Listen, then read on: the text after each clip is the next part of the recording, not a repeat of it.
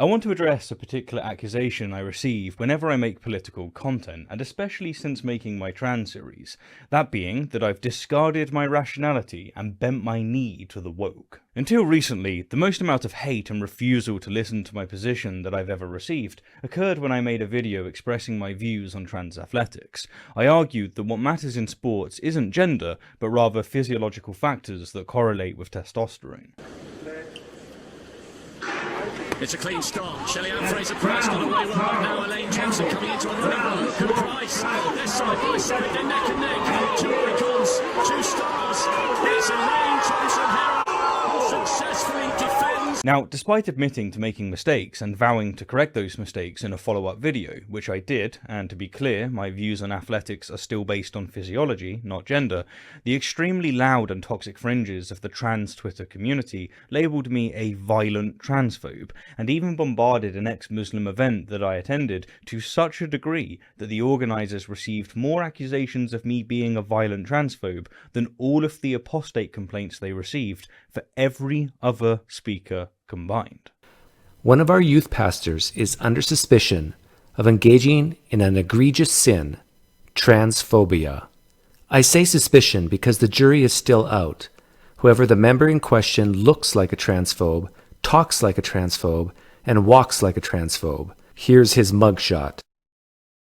We have found the witch, may we burn her? Burn her!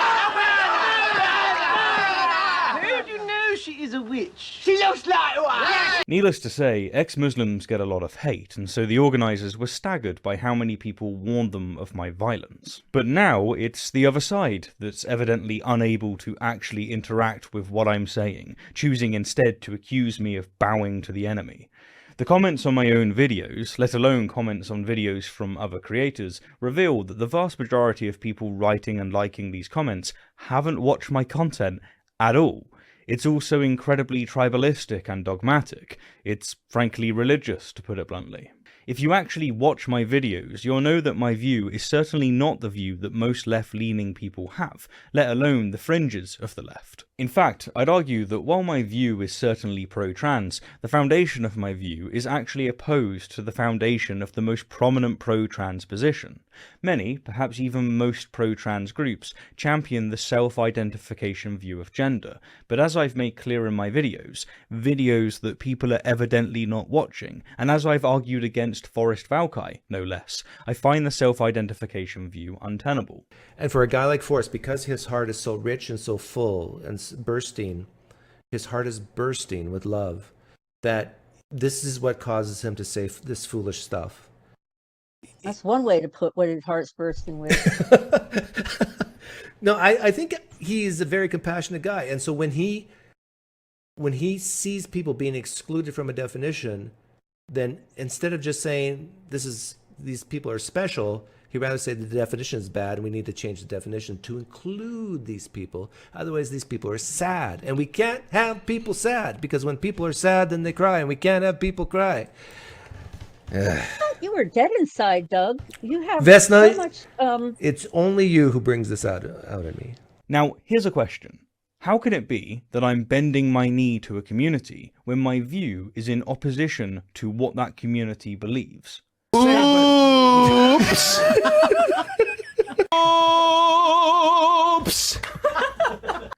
Am I magic or something? The answer is simple. I'm not bending the knee, but rather people who are, ironically enough, deeply upset about being labelled and dismissed are labelling and dismissing me. And to that, I say, well done.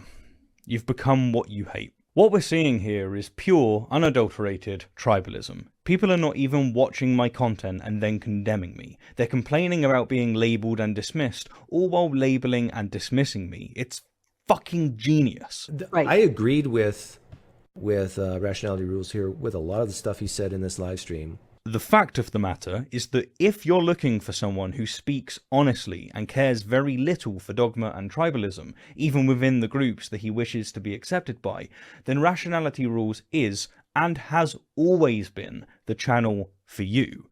If you disagree with me, but stick around to hear me out, that's a good sign. It shows that I've cultivated a community where we can disagree. But if your position is, oh, wow, look, I disagree with rationality rules on this one topic, and so I'm not going to watch the video, but rather like the comment of some dimwit who also didn't watch the video, and then I'm going to unsubscribe, which is indeed what a few thousand people have done, then you are part of the problem. I am not someone who bends the knee. To the contrary, I have no more bridges left to burn. I am broadly pro-capitalism, and yet I'm socially very left. This isn't a combination that wins me friends. I am an outspoken atheist and despise many religions, and yet I will correct atheists when they make philosophical blunders.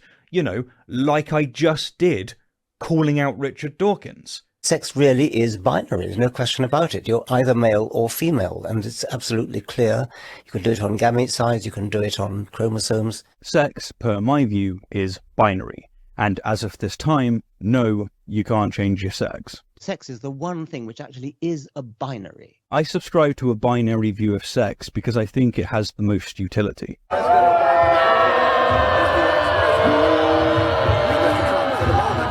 This doesn't make me any friends, because I'm going against the tribe. I'm going against the community. I have never been someone who sides with a community because I want to be part of that community. I have always been a lone wolf, and as much as I've wanted to find a community, and as much as I enjoyed having it for a very small amount of time, I gladly gave it up the very second I smelt the stench of tribalism. And I mean it when I say that I stand on an island with no bridges left to burn. Everyone else has already burnt them. Believe me, I have had plenty of times where I have considered not publishing content because I know that it goes against my general audience's beliefs. I put it out anyway because I value truth and conversation, and I've done this despite fully recognizing that by publishing my thoughts, I damage my career, my patronage, and my presence on YouTube. But I did it nevertheless because I'm forever in pursuit of the truth, and I have not and will never allow these things to compromise my resolve. It's said that a principle isn't a principle until it costs you, and I'd sooner have rationality rules financially collapse than bend my knee to some tribe.